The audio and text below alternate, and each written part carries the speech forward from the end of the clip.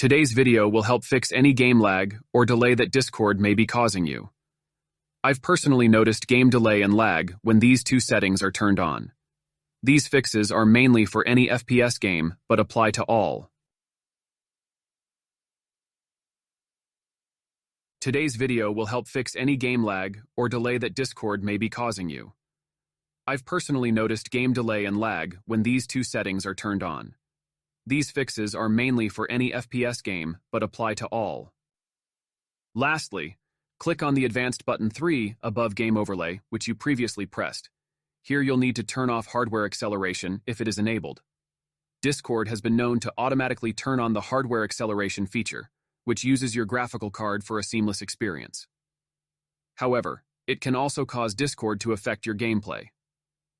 Simply by turning these two settings off can bring up your FPS by quite a bit depending on your PC.